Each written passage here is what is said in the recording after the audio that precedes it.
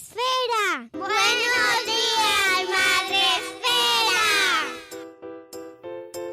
Buenos días, Madre Esfera. Hola amigos, bienvenidos un día más al podcast de la comunidad de Madre Esfera. Ya sabéis, la comunidad de creadores de contenido sobre crianza en castellano.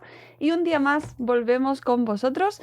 En esta ocasión os traemos una entrevista sobre, pues un tema que os interesa a todos, porque al final esto es una comunidad de padres, madres, amigos interesados en el mundo de la crianza, profesores, pediatras.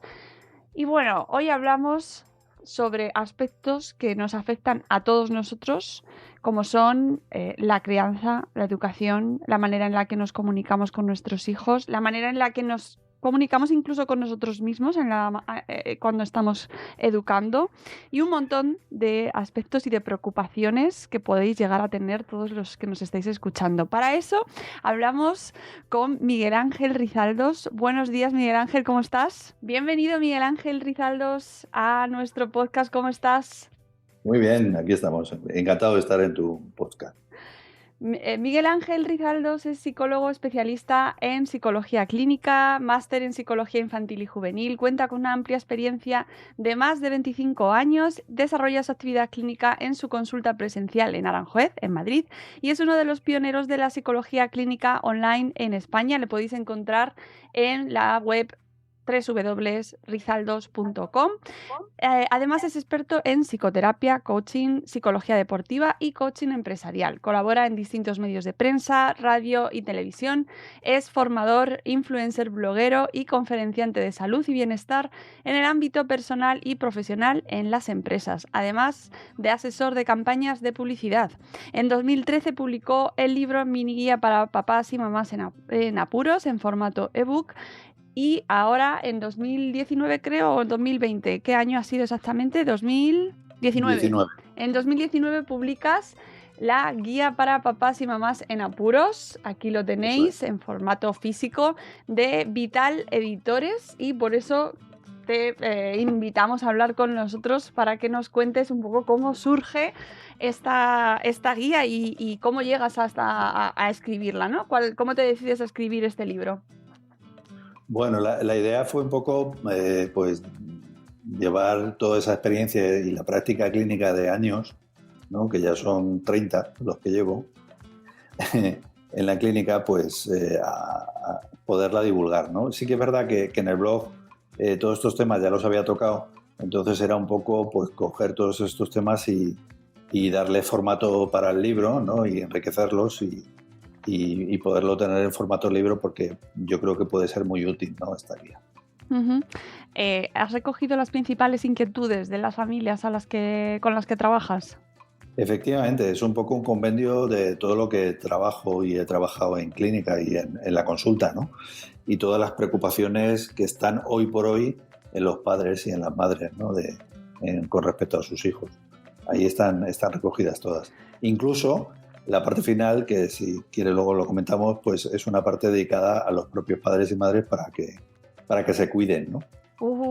Sí, esa parte es muy interesante. El tema del autocuidado y de tenernos en cuenta es fundamental, efectivamente. En estos nos comentabas que llevas 30 años prácticamente trabajando.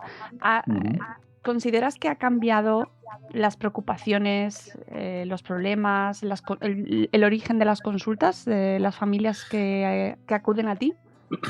Yo creo que fundamentalmente son las mismas. Lo que pasa, quizá ahora ha cambiado a nivel de lo tecnológico, ¿no? Que hay más tecnología que hace 30 cuando empecé en esto de la psicología.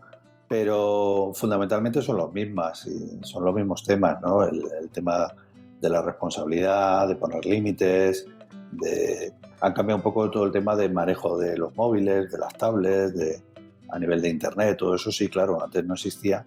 Ahora existe, pero lo fundamental y lo básico sigue siendo lo mismo. Ese argumento que se escucha en ocasiones de que ahora es más difícil educar que antes o que nos preocupamos más ahora que antes, ¿tú qué opinas sobre eso? Yo creo que nos preocupamos más que antes. Yo creo que es una preocupación excesiva. Ahora los padres y madres somos más padres y madres helicóptero, ¿no? ¿Qué quiere decir esto? Que estamos todo el día encima. Yo soy de la generación de que no estaban tanto encima, y eso no quiere decir que te cuidaran o estuvieran pendientes de ti y te quisieran, ¿no? Lo que pasa, te hacían ser más independiente, más autónomo y más responsable. Yo creo que ahora estamos excesivamente encima de los niños y de las niñas y no les dejamos desarrollarse, ¿no? Estamos continuamente preocupándonos por cuándo tienen el examen, por qué tareas tienen que hacer, y antes eso lo autogestionábamos de un modo más responsable, ¿no? Yo creo que en eso se está cometiendo un error. Es verdad que nos está preocupando mucho más la formación que la educación. O sea, yo a lo mejor tengo el sesgo como psicólogo, me importa mucho más que manejen estrategias y herramientas que le pueden valer el día de mañana en su día a día, ¿no?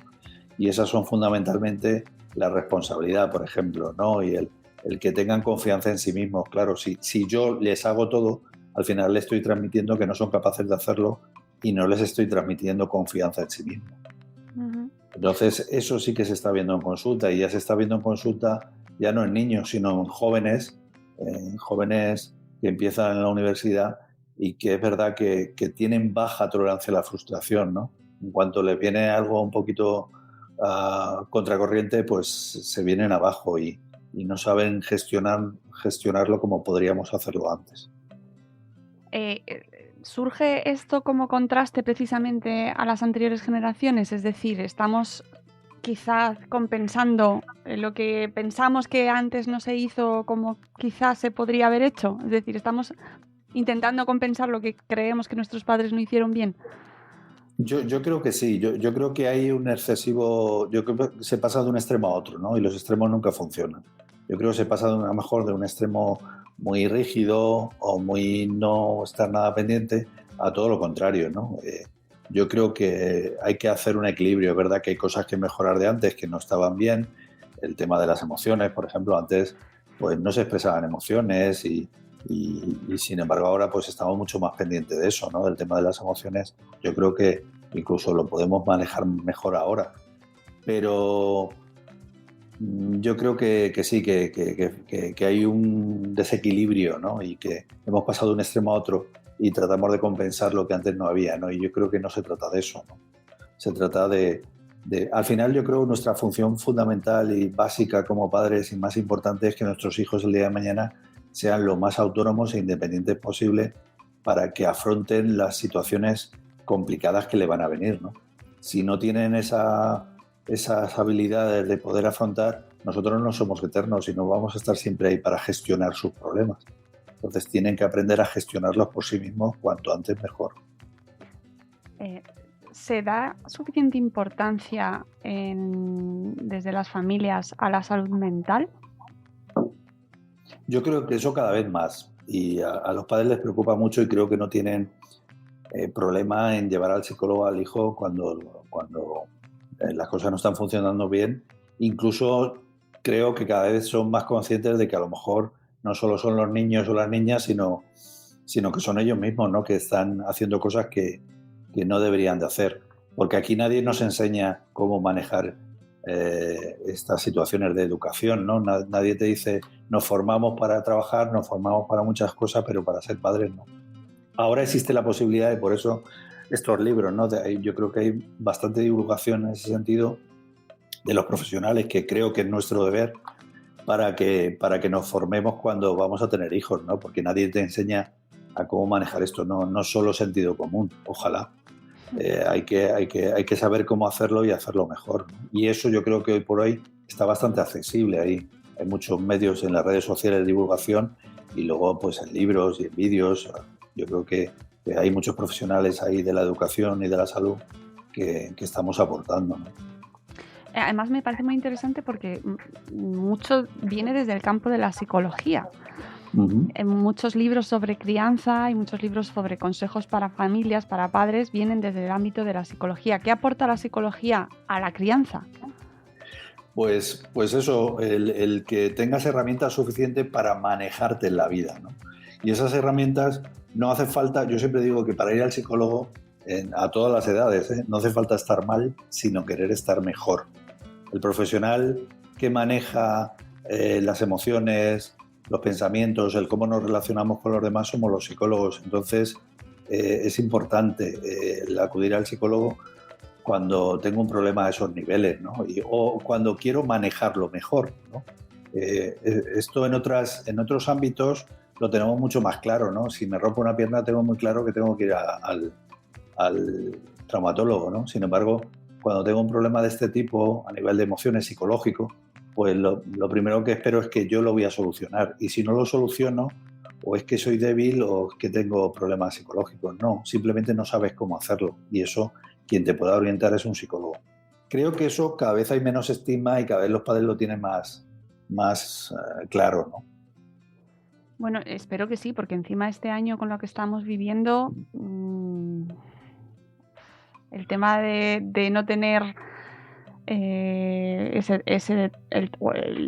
problema en acudir a buscar ayuda con las condiciones que estamos viviendo, yo creo que es muy importante recordarlo, ¿no? Que no pasa nada por pedir ayuda y porque se están viviendo condiciones que seguramente afectarán mucho a las familias, ¿no?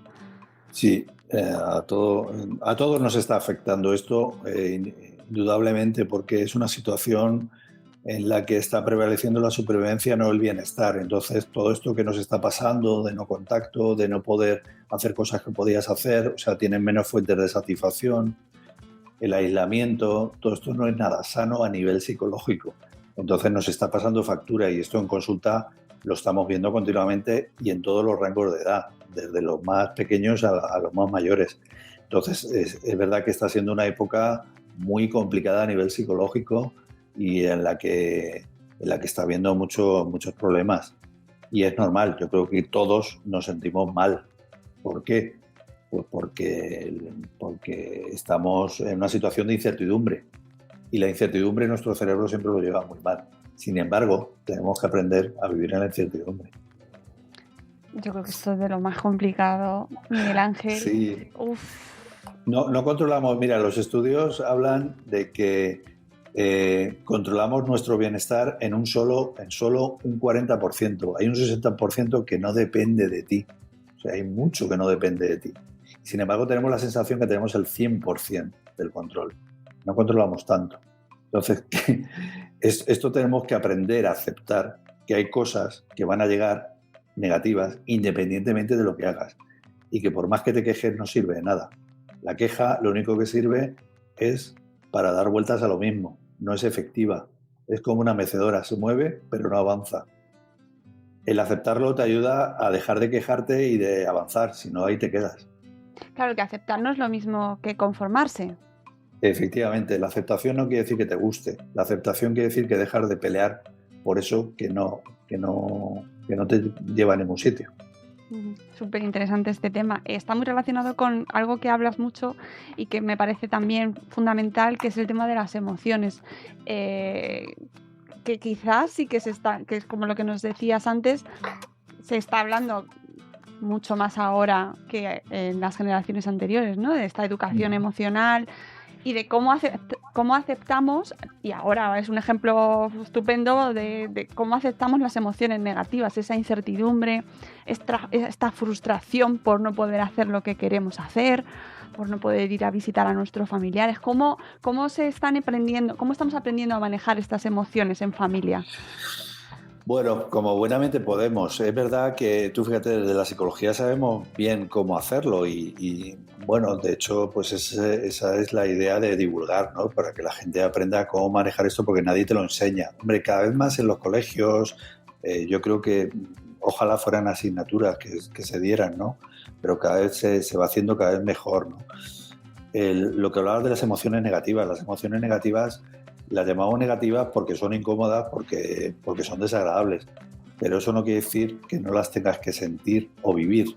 O sea, en este momento, lo normal, natural y sano es que sintamos tristeza. La mayor parte de la población siente tristeza. La tristeza no es una patología, es una emoción que debemos de sentir. ¿Por qué? Porque nos ayuda a adaptarnos a una nueva situación y además, si tú te muestras triste, de algún modo estás diciendo a los demás que te ayuden o que te apoyen. Entonces tiene sentido el vivir y sentir la tristeza. Es el momento, es lo que toca ahora. esto nos ayuda a canalizar. Lo que pasa, por ejemplo, tendemos mucho a no expresar emociones negativas, sobre todo frente a nuestros hijos, porque no queremos preocuparles, por ejemplo. O frente a nuestros padres o frente a otros familiares, no expresamos emociones negativas para no preocupar. El problema de eso es que contenemos hasta que no podemos contener más. Y las emociones se regulan en la medida que se expresan. Y hay que expresar la emoción. Es verdad que también cuando vemos a un ser querido una emoción negativa, enseguida queremos que se quite de ahí, porque es muy incómodo también el ver a una persona que quieres que lo está pasando mal. Sin embargo, lo que deberíamos de hacer es simplemente acompañar y validar la emoción como algo que está sintiendo el otro. Si ves a tu hijo que está triste, o que está llorando, déjale y valídale esa emoción. Porque lo que nos sale primero es, venga, deja de llorar, venga, no te preocupes. No, él está preocupado, se siente mal y angustiado y canaliza eso llorando. Lo único que tienes que hacer es acompañarle, estar a su lado, que sepa que estás ahí, ya está. Si no, le estás diciendo que no sienta eso. Y eso, al final, el modo de regularlo es sentirlo. Igual que nosotros. Hay momentos en que estamos tristes, o incluso podemos llegar a llorar, siempre y cuando que lo expliquemos a nuestros hijos, dependiendo de su edad, es bueno para que ellos también aprendan a expresar, porque si no, aquí nadie expresa y esto es una olla a presión. Al final acaba saliendo y sale mal. Ay, cuántas familias mantienen esa tradición de no, eso no, que no se entere tu madre, que no se entere tu hermana, que no se entere... Esto lo hemos heredado, ¿eh? Sí. Y por no preocupar a los demás, lo veo continuamente en consulta. Al final se desahogan en consulta del psicólogo, pero que también se puede hacer en casa y no pasa nada y no es malo. Yo creo que esto que es importante transmitir, que las emociones hay que expresarlas, el enfado tampoco es malo, nos sirve para poner límite en una relación de convivencia con los demás y hay que expresar. Lo que pasa es que no te tienes que dejar llevar por el enfado. Entonces regular la emoción sabiendo en qué emoción estás y expresando lo que sientes. Y el modo de hacerlo con nuestros hijos es validando esas emociones. A lo mejor a ti te parece una tontería que llore porque el amiguito no le habla hoy, pero para él es importante. Entonces no hay que quitarle importancia a algo que él está sintiendo como importante, porque si no le vas a hacer sentirse peor. Sí, el tema del enfado también lo hablas en el libro, me parece muy interesante porque es verdad que estamos rodeados como de ese espíritu de todo positivo. Happy flower. Sí. Cuidado. Enfócate y que ya verás cómo va a ir bien y es tu actitud, piensa que va bien todo y es verdad que es peligroso caer en ese extremo, ¿no? Y con los niños también. Efectivamente, si quieres puedes, ¿no? Yo siempre digo, y me perdonen lo de Mr. Wonderful, yo digo que la dictadura de Mr. Wonderful. Es verdad que hay que ser positivos y hay que intentar ser optimistas, pero eso es otra cosa. No es ver el mundo de color de rosa, sino intentar ver alternativas de solución si las hay, y si no lo hay, aceptar que no tiene solución. Eso es ser positivo, ser optimista. Esto no quiere decir que siempre te sientas bien. El bienestar continuado no existe, y quien diga que existe, miente. Entonces, no es si tú quieres, puedes. Es si tú quieres, aumenta la probabilidad de que puedas, pero simplemente la probabilidad, que no es poco. Pero no es verdad que con solo tu actitud puedes conseguir cosas. Es verdad que te allana el terreno, que aumenta la probabilidad, pero como decía antes, hay un 60%, según los estudios, hay un porcentaje muy significativo que no depende de ti. Y eso tienes que aprender a aceptarlo. Porque si no, claro, estos gurús que te venden humo, el problema es que te venden un humo por unos minutos, por unas horas o por unos días. Pero la realidad luego no es esa y la gente luego lo pasa muy mal. ¿Por qué? Porque se cree que solo depende de él y se culpabiliza.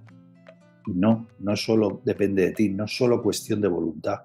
La psicología no es solo cuestión de voluntad. Es cuestión de, además de que sepas a saber cómo hacerlo y que luego las circunstancias te acompañen. Sí, es que además estamos escuchando... Precisamente la semana pasada justo echaron en La Sexta del programa de equipo de investigación, no sé si lo viste, sobre los libros de autoayuda y el negocio de la felicidad. Bueno, súper recomendable porque ahonda mucho en este mensaje que estamos hablando ahora, ¿no? Y en los peligros de buscar la receta mágica, que me parece que también ocurre mucho en el mundo de la crianza, ¿no? Que buscamos como padres y como familia en muchas ocasiones recetas. Dime cómo se me calman las rabietas de mi hijo, ¿no? Y claro, pues no es tan sencillo, ¿no? Claro, claro. Mira, yo una de las cosas que pasa cuando en consulta vienen los papás y hablamos sobre un caso de un hijo y tal, la verdad es que los pobres siempre vienen a veces con una cara como diciendo, este me va a decir que lo hago fatal y este es el que sabe. Y yo siempre trato de normalizar y lo primero que les digo que el que lo hace mal soy yo, que yo también me equivoco, soy psicólogo, soy padre de 2 adolescentes, pero comete errores porque soy humano, soy primero humano y luego psicólogo. Y hay variables que no controlábamos, por ejemplo, el cansancio. Cuando una persona está cansada, no va a manejar bien, no va a regular bien sus emociones, no va a pensar con claridad. Entonces, ¿qué quiere decir con esto? Que hay que huir del perfeccionismo. Nadie lo hace perfecto, no hay ninguna persona que lo haga como padre o como madre perfecto. Vamos a hacerlo lo mejor posible y vamos a dejarnos cometer errores.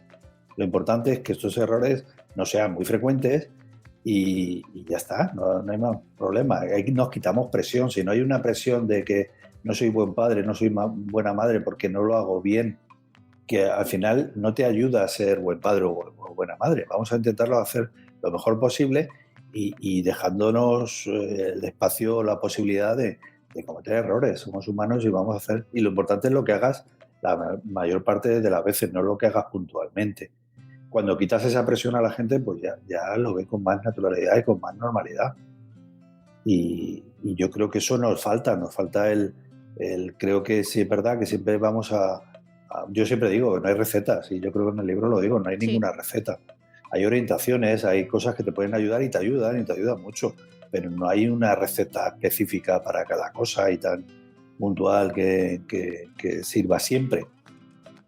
Lo que sí depende mucho de los papás o mamás, el cómo te comportes, al cómo se van a comportar ellos. Nosotros somos modelo de conducta y si estamos mal, el ambiente en casa va a ser malo, porque ellos son como esponjas. Si estamos nerviosos o estamos estresados o estamos cansados, al final eso repercute en todo. Entonces, por eso es importante, vuelvo a lo que te decía antes, el cuidarnos. Y sobre el cuidarnos, hay un aspecto fundamental para cuidarnos nosotros, pero también en el entorno, en nuestra casa, que es el punto de la comunicación, que me gusta mucho, porque no sé si tú percibes que tenemos un problema a la hora de comunicarnos. Problema, no quiero llamarlo problema, pero ¿sabemos comunicarnos en familia, Miguel Ángel? Yo creo que nos falta saber igual cómo hacerlo mejor, ¿no?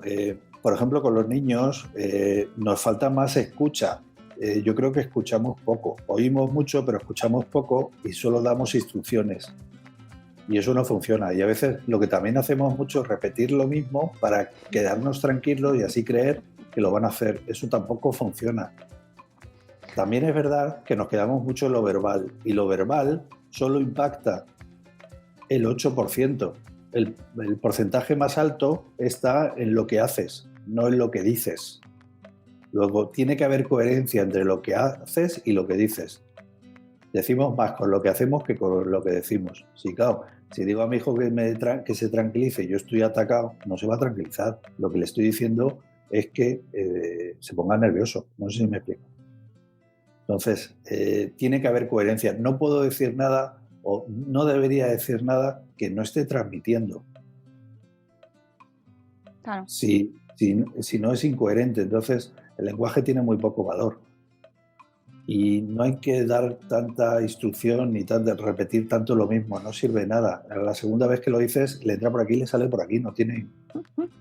Me tengo que reír porque es que al final, como es algo que nos sale ya casi mecánico y al final acabas repitiendo expresiones que has escuchado a tus padres o a tu madre que te decía a ti. De repente te escuchas a ti mismo diciendo, pero si esto, ¿de dónde ha salido? Y además lo odiabas que te lo dijera y tú lo dices igual. ¿Por qué? Porque transmitimos lo que hacemos, no es lo que decimos que hay que hacer. Entonces lo recogemos igual. Entonces eso, y no por meter presión y decir, pero somos modelos de conducta y ellos van a hacer exactamente lo que nosotros hagamos. Entonces, si queremos transmitir, hay que transmitir aquello que queremos que ellos hagan. También hay una cosa que hemos interiorizado, que es el tema del tiempo de calidad, que me hace mucha gracia porque vamos asumiendo como que es responsabilidad nuestra, obviamente es responsabilidad nuestra lo que hacemos en casa y tal, pero nos han dicho, no os preocupéis porque tengáis jornadas de 12 horas al día y veáis a vuestros hijos 15 minutos. Esos 15 minutos tenéis que convertirlos en tiempo de calidad. Y muchas veces nos olvidamos del resto de circunstancias y nos culpabilizamos porque no sabemos aprovechar esos 15 minutos, ¿no? Olvidando que a lo mejor es que tienes unas condiciones de vida, claro, que no te permiten disfrutar de esos 15 minutos, ¿no? Que a veces estamos demasiado presionados, las familias y los padres, es que al final tienes que hacer con esto lo mejor que puedas. Tienes 15 minutos y tienes que aprovechar ese tiempo de calidad. Yo no sé si tú lo percibes así. Sí, pasa eso y es verdad, al final, bueno, yo creo que lo más importante es tener sentido común. Pues en 15 minutos poco vas a transmitir por mucha calidad que des. Yo creo que y que tampoco hay que obsesionarse con eso. Yo creo que cuando tenemos hijos, claro, queremos que sean perfectos, que no tengan problemas, que lo hagan todo bien, que no, ellos van a tener que tener su camino y su camino lo van a ir haciendo ellos, que no somos tan importantes como a veces creemos. Creemos que estamos ahí y que no, es importante que estemos ahí, pero no somos lo único y lo más importante. Ellos tienen que experimentar sus propias vivencias, ¿no? Al final el aprendizaje es fundamentalmente experiencial, no informativo. ¿Qué quiere decir esto? Que por más que le des la chapa al niño o al adolescente, no va a servir. Si hay una pared ahí, por más que le digas que hay una pared, hasta que no se dé con ella, no vas a ver, y va a decir luego, es verdad, papá, había una pared. Pero es que es la experiencia y esto es así. Y evidentemente como padre te gustaría que no se diera con la pared, pero a veces tienen que experimentar cosas no agradables para aprender. Es la vida. Y es que estamos intermediando continuamente, estamos continuamente ahí, ¿no? Entonces yo creo que lo importante es que les dejes experimentar, que les dejes vivir, que les dejes y que confíes en que son capaces. Yo creo que esta es otra cosa más importante, más que el tiempo que estés con ellos, que confíes en la capacidad de hacer. Muchas veces hacemos por ellos y lo que estamos transmitiendo es que no eres capaz de hacer y por eso te lo hago yo. Y ahí lo que estás es algo muy importante, que es tener confianza en uno mismo. Si uno es capaz de hacerlo aunque se equivoque y acabe haciéndolo, ahí la motivación pues cada vez va a ir a más porque vas aprendiendo por ti, por tu esfuerzo. No son otros los que se encargan de tus cosas. Ahora estamos demasiado encargándonos de sus cosas. Entonces se van a habituar de que siempre tienen un asistente personal y el asistente personal se va a acabar. No somos eternos, que yo sepa. Si fuéramos eternos, pues bueno. Pero es que no somos eternos. Entonces cuando vayan al trabajo no van a tener un asistente personal que le vaya guiando. Y de hecho hay muchos problemas a veces con gente joven por esto. Porque se enfrentan a trabajos y claro, no están papá y mamá ahí para resolverte. Te tienes que enfrentar tú a tus jefes, a tus compañeros, Entonces ahí es donde yo creo que es mucho más importante que el que estés. A veces no hace falta estar, sino transmitir aquello que le ayude a mejor manejarse en la vida. Uh-huh. Hablas mucho también en tu libro de cómo manejar el estrés del mundo que nos rodea, en el que vivimos, que es un mundo aceleradísimo y que también afecta a nuestros hijos. Tenemos más casos ahora de ansiedad que antes. Esto es un tema que es muy recurrente. Yo intento sacarlo siempre que puedo porque me parece que es como algo que cada vez tenemos más ansiedad, hay más casos de ansiedad en la infancia. ¿Cómo nos enfrentamos a eso? Algo que además está dentro también en parte de ese 60%, ¿no? Es bastante ajeno a nosotros en muchas ocasiones. Pues cada vez estamos viendo el tema de la ansiedad. El 90 y muchos % de los pacientes que vemos de todas las edades son temas de ansiedad. Y cada vez más pequeños, con niños muy pequeños, relativamente pequeños, 8, 9, 10 años, empiezan con temas de ansiedad por los miedos o por el enfrentamiento en el colegio, a los exámenes, Al final la idea es, y bueno, tú fíjate, cuando vienen a esas edades me parece estupendo porque además lo aprenden ya para toda la vida y aprenden a manejarlo de un modo muy natural. Los críos luego, la verdad es que en ese sentido, bueno, al principio cuesta trabajar porque los niños no son los que ven la necesidad de ir al psicólogo, sino que son normalmente los adultos los que lo ven. Entonces, claro, te tienes que trabajar esa motivación que al principio pues no suele estar. Pero en cuanto ya trabajas desde lo que ellos valoran y ellos quieren y ellos les gusta, pues tienen las herramientas para mejor manejarse desde bien pequeños, ¿no? Y en ese sentido es verdad que en este momento, bueno, con el tema de la pandemia, pues no te voy a contar. Al final son todas las edades, pero el niño se está viendo, claro. Uh-huh. Y hablas de herramientas que les podemos dar a nuestros hijos y que ya pues hablas del mindfulness, que al final, bueno, se habla mucho del mindfulness ahora en todos los sentidos y desde muchas perspectivas, pero sí que al final lo que me parece muy interesante es como implantar, bueno, cierto método, ¿no? En casa que también nos puede servir a los adultos, ¿no? Para manejar un poco mejor todas estas circunstancias que estamos viviendo.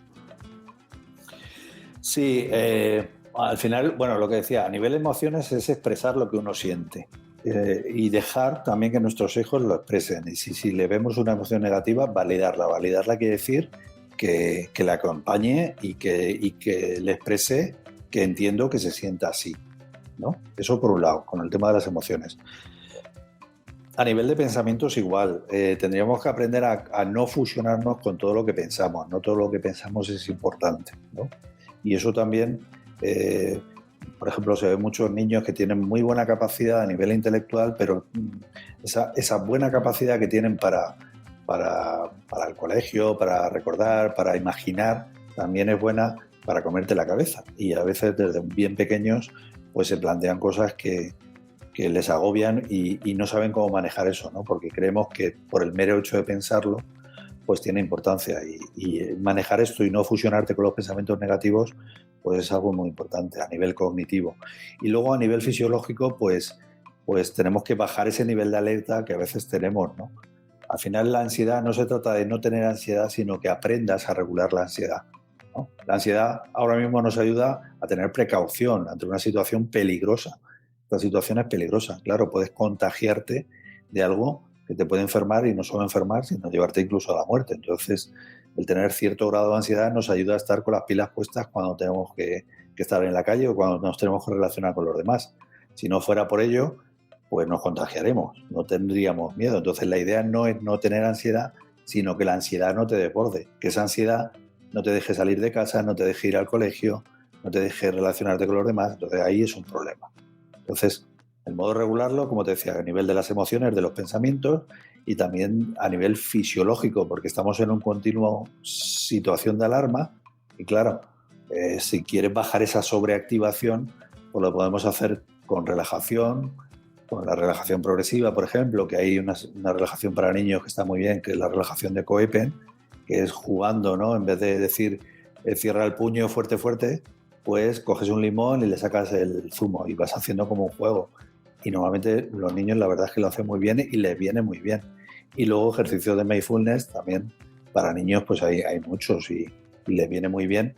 Yo creo que el mindfulness no es nada del otro jueves, es una herramienta, es muy buena herramienta y funciona muy bien. Es verdad que no es la panacea, no te arregla la vida, no puedes basar todo en el mindfulness pero sí que es verdad que es estar en el momento presente, es lo que decían las abuelas, no puedes estar en misa y repicando. Sí, pues eso es lo que más me gusta. Lo que menos me gusta del mindfulness o de la gente que en muchas ocasiones lo utiliza es que parece que usando el mindfulness ya se te va a olvidar que a lo mejor tienes un trabajo precario y no, haz mindfulness para que para mejorar tu situación. Ya, bueno. No, mejor búscate otro trabajo o lucha porque sea mejor. Claro, que a mí me parece peligroso en ocasiones ese mensaje, ¿no? Porque es verdad que tiene una base, pues que es lo que tú decías, ¿no? De estar a lo que estás. Estate a lo que estás. Eso es lo que nos decían. Si estás a lo que estás, pues es verdad que rindes mejor, incluso sabemos que nos sentimos mejor. Lo que pasa, nuestro cerebro no está hecho para eso. Lo que hace continuamente es anticipar cosas negativas y recordar cosas negativas. Tiene un sesgo negativo. ¿Por qué? Porque es una máquina de supervivencia, no de bienestar. A él le interesa que sobrevivas, no que te encuentres bien. Entonces siempre está cuidado, o está acuérdate aquella vez que te pasó no sé qué, algo negativo. Entonces, estar en el momento presente le cuesta mucho. No es natural para el ser humano estar en el momento presente durante un tiempo. Por eso la gente se agobia. Y no, hay que verlo como algo paulatino, con mucha paciencia, no lo consigues. Si haces una meditación de 3 minutos, pues a lo mejor estás solo medio minuto en atención plena. No bienvenido, más vale eso que nada. Y hay que tener paciencia poco a poco. Y también lo podemos hacer con actividades, que no es solo la meditación, porque a veces hay personas que haciendo un deporte o haciendo manualidades o estás con los 5 sentidos y estás en lo que tienes que estar. Entonces ahí despejas la mente. Entonces, que no solo es hacer la meditación, que hay gente que le cuesta mucho, que sino en actividades puedes estar solo con los 5 sentidos y eso te puede servir como un momento de mindfulness. ¿Estamos perdiendo la capacidad de centrarnos y de la atención? Yo creo que sí, porque tenemos mucha estimulación alrededor. La multitarea, antes veíamos la televisión y veíamos la televisión, ahora estás viendo la televisión, estás con una tablet y con un móvil. Es raro que solo estés a una cosa. Yo creo que tiene sus partes buenas, pero también eso nos complica en el sentido que estamos a varias cosas a la vez. Es verdad que a veces podemos, pero tener en cuenta que cuando estamos a 2 cosas a la vez, no es que esté así el cerebro a 2 cosas a la vez. Lo que hace el cerebro es saltar de una cosa a otra. Y cuando salta, se pierde cosas. Luego no somos tan efectivos. Y luego, además, es el camino de verte desbordado por la ansiedad. Entonces, es verdad que hay cosas que tenemos que hacer en multitarea y ya está, pero deberíamos de tener momentos de atención plena, ¿no? Y verlos de un modo natural, o mindfulness, o como lo quieras llamar. O sea, de estar con los 5 sentidos en algo, eso te despeja la mente, porque si no, tenemos mucho tráfico de pensamiento y eso no nos ayuda a despejar esa mente. Y si no tienes la mente despejada, no regulas emociones. Si esto lo enseñas a los niños de pequeños, pues les viene muy bien. Es que yo creo que es un temazo el tema de la atención y sobre todo con los niños, ¿no? Y cómo están aprendiendo, cómo se están manejando ahora mismo en el entorno tanto virtual como fuera de las pantallas y que cómo se está manejando la atención. Yo me imagino que tendremos datos y más estudios, pero me parece un temazo interesantísimo, sobre todo a la hora de ver cómo nos afecta a todos, ¿no? Manejarnos entre tantos estímulos que tenemos y que los niños viven rodeados totalmente de estímulos constantes, múltiples. Claro, yo creo, por ejemplo, la educación ha evolucionado poco en eso, y con esto no quiero hablar más de la educación, que yo creo que están siendo admirables con esto del tema de la pandemia, tanto los niños como todos los educadores, profesores, todos lo están haciendo fenomenal. Y ahí vemos cómo los niños incluso nos pueden enseñar cosas que los adultos nos cuestan más, ¿no? Los pobres están yendo con las mascarillas muchas horas. La verdad, lo que pensábamos que iba a ser un foco tremendo, pues no lo está haciendo, lo están haciendo muy bien. Pero por otro lado, la educación no se pone a la altura de la vida, en el sentido de lo que estamos manejando a nivel que es muy estimulante. Claro, volver a un libro con letras y niños que están acostumbrados a los videojuegos, a cosas que son mucho más estimulantes, pues claro, les cuesta mucho. Yo creo que ahí tendrían que evolucionar y utilizar las herramientas. Yo creo que lo están haciendo cada vez más, ¿no? Pero que a veces yo creo que no han evolucionado muchos sitios educativos todavía no han evolucionado por ahí, siguen enseñando como lo hacían cuando me lo enseñaban a mí, y han pasado 40 o 50 años. Entonces, yo creo que ahí, y los niños viven su vida eso ya. Entonces, por eso yo creo, ahora con el tema de cuando han tenido clases online y tal, los críos se manejan en eso, y yo creo que en ese sentido habría que dar un paso hacia adelante en la educación. A ver qué va pasando. Sobre el tema del autocuidado, en la última parte del libro, me parece una parte interesantísima. ¿Por qué dedicas esa parte a los padres? Bueno, porque es importante lo que decía antes, ¿no? El que somos modelos de conducta. Eso por un lado. Y por otro lado, porque el que no se cuida no puede cuidar bien. O sea, porque seamos padres, ahora tenemos la idea de que somos padres y que en la medida que somos padres ya dejas de tener necesidades, dejas de tener intereses. Y no es verdad. Puedes estar sin intereses, sin necesidades, pero no vas a estar bien. Y si no estás bien, no educas bien. Vas a estar quemado. Por muchas horas que estés con tus hijos y estás quemado, pues no vas a estar bien, no vas a transmitir buenas cosas. Luego, te tienes que cuidar por eso, porque lo que vas a transmitir es lo que hacen, no lo que quieres que hagan. Y por otro lado, porque si quieres educar bien, tienes que estar bien. Entonces, si tú quieres que el día de mañana tus hijos se cuiden, cuídate y ellos se cuidarán. Si no te cuidas, les estás transmitiendo que no es importante cuidarse y no se cuidarán el día de mañana. ¿Te estás encontrando con que se da esa circunstancia? Es decir, nos cuidamos poco, en general, Sí. los padres. Continuamente. La gente se olvida de sí. Cuando tienen un niño, bueno, se olvidan de sí y de la relación de pareja. Y no se cuida. Es verdad que es que no hay tiempo, y es verdad que cuando son muy pequeños es muy complicado, porque dependen mucho de ti. Pero en la medida que se van independizando tenemos que buscar el momento. Y te lo digo yo que también nos pasa. O sea, nos pasa a todos. Y además porque antes había dos mundos, el mundo de los adultos y de los niños. Y además los padres seguían haciendo su vida y tampoco te preguntaban si te aburrías o no. A lo mejor no es eso, pero tampoco lo contrario, que todo gira alrededor de ellos. Y que no se ve en la televisión nada más que dibujos, porque es lo que les interesa a ellos y tú no ves nada que te interesa a ti. No sé si me explico. Yo creo que se ha pasado de un extremo a otro. Yo creo que en medio estaría lo equilibrado, que es que ellos sepan que tú también tienes intereses y que tienen necesidades, porque si no les estás transmitiendo que tú no vales. Y ellos van a hacer luego lo mismo con sus hijos. No sé si me explico. Y eso no hace que se eduquen mejor ni que tú estés bien. Entonces, por lo menos tenerlo en cuenta. Yo sé que luego es difícil y que es complicado y yo lo digo el primero, porque luego es la cuadratura un poco del círculo, pero tenemos que buscar el momento y verlo, el cuidado nuestro, como una necesidad, no como un lujo. Ahora lo vemos como un lujo y ¿qué hacemos? Lo ponemos al final de la lista, cuando pueda. Si lo pones cuando pueda, nunca lo haces. Es que tú fíjate, este año, yo te leía cuando pones dedicar una vez a la semana a tu pareja, solo, sin hijos, y lloraba. Yo lloro.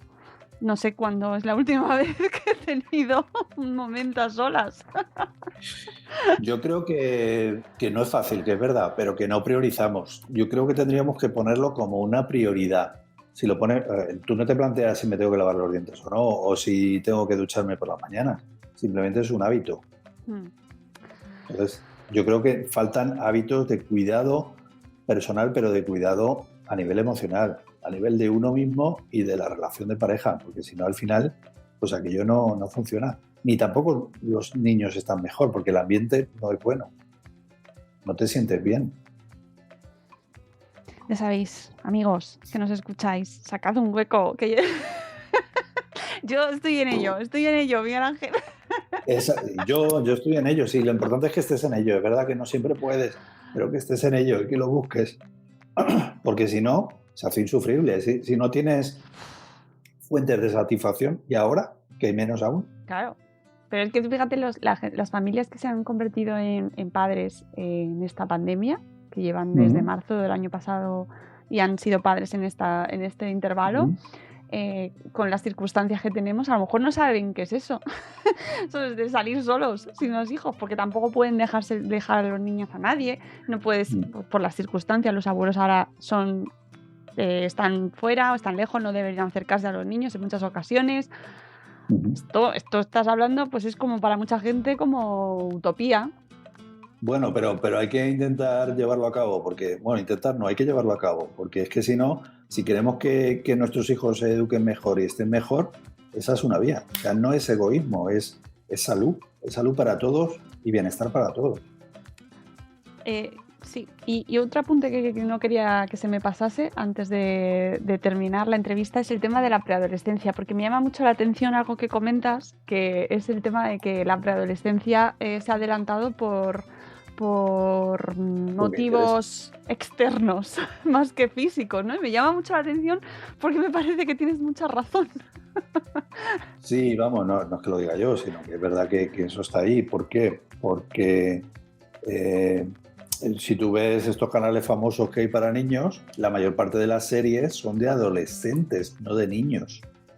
Y de niños que hacen como adolescentes, que se manejan como adolescentes. Y tiene sentido porque el adolescente consume mucho más que un niño. Entonces, por eso es bueno que cada niño evolucione en relación a su edad. No hay prisa. Pero ahora parece como que hay prisa. Ves niñas que parecen ya más mayores de lo que son los niños. Y no tienen ningún sentido. No es mejor para ellos. Entonces, a veces es verdad que lo que perciben es eso. Las series, por ejemplo, en estos canales infantiles, pues son de adolescentes, no de niños. O de niños que se comportan como adolescentes. Claro, y lo que dices es que yo la verdad es que no había caído en ese apunte. Y mira que leo todo el rato sobre este tema, pero es verdad que ese punto no había caído en que como preadolescentes y adolescentes ya tienen esa capacidad de decidir lo que quieren consumir, aunque como niños también piden, ¿no? Pero en realidad, bueno, aún están más bajo nuestro criterio, ¿no? Pero como preadolescentes ya se les va dando un poco más de autonomía para consumir. Efectivamente, eso es. Y es así, vamos, que está hecho así y funciona así. Bueno, es verdad que tampoco puedes vivir apartado del mundo y tampoco... a veces es complicado porque los niños te dicen, y es que los de mi clase ya todos tienen móvil y yo, ¿por qué no? Y a veces, claro, tampoco le puedes hacer el niño más extraño del mundo porque no hagan lo que hacen los demás. Ahí tienes que encontrar el equilibrio entre poner las pautas que tú veas y no dejarte llevar porque todos lo hacen, porque eso tampoco tiene ningún sentido, ¿no? Y a veces, pues bueno, el ir un poquito contra corriente tampoco pasa nada si tú tienes claro la importancia de hacerlo así, ¿no? Sí, eso con el debate del móvil está siempre ahí encima de la mesa y bueno, la pregunta fantástica de ¿para qué? ¿No? Pues eso, que no se nos olvide. Bueno, sobre este tema hablas mucho en el libro, para quien nos está escuchando. Está fantástico, es un repaso a puntos que, bueno, pues son bastante... pues que los tratamos muy a menudo y que sabemos que preocupan a las familias, pues el acoso escolar, el bullying, por ejemplo, que me parece fundamental ese punto, fundamental, ¿no? La adolescencia, que también hablamos un montón de ella, porque también preocupa mucho, ¿no? ¿Cómo vamos a saber manejar a los adolescentes? Bueno, la autoestima, el tema de la autoestima me parece muy interesante. Todos los capítulos son súper recomendables. Además, el formato se lee muy rapidito, muy ligero, con puntos, de manera muy concreta, muy práctico para los que nos escucháis, para ir a buscar temas que os preocupan, pues eso, como hablábamos de las rabietas, los miedos, el divorcio, temas, el duelo, ¿no? Ahora que estamos viviendo lamentablemente una época, pero en general hablar de la muerte con nuestros hijos es un tema complicado, ¿no? Y con lo cual nos das pautas también para tratarlo. Y bueno, muy, muy recomendable, una guía muy recomendable, incluyendo esta última parte sobre el autocuidado. Por favor, a tener en cuenta, que yo también me la apunto en el debe, y que me parece, pues eso, que nos ayuda como padres y como madres a vivir un poquito mejor el día a día y a disfrutar también un poco más de nuestros hijos, que debería ser el objetivo, ¿no? Efectivamente, cuando disfrutamos y nos sentimos bien, pues eso es lo que transmitimos, ¿no? Entonces hay que estar bien para poder educar bien. Podéis encontrar el libro pues en vuestras librerías de confianza y en la web directamente de Miguel Ángel lo tenéis en www.rizaldos.com, ¿verdad? Y ahí además en mi web está de oferta, que sale algo más barato. pues os animamos a que os hagáis con él directamente desde su web. Miguel Ángel, ha sido un placer charlar contigo. Igualmente, Mónica. Nos seguimos por las redes, podéis encontrar a Miguel Ángel como @mrizaldos, ¿vale? Y siempre lo podéis encontrar difundiendo, divulgando y aportando buenos consejos que, oye, ya sabemos que recetas mágicas no hay, no las vais a encontrar, pero sí, pues te ayuda a llevar esto un poquito mejor, que es importante. Esa es la idea. Muchísimas gracias, Miguel Ángel. Muchas gracias a ti. Nos escuchamos a todos los que no estáis ahí al otro lado. Gracias por acompañarnos. Espero que os haya resultado interesante este programa. Os hago la recomendación de este libro y volveremos en un nuevo programa de Buenos Días Madresfera. Hasta luego, Mariano. Adiós. Adiós.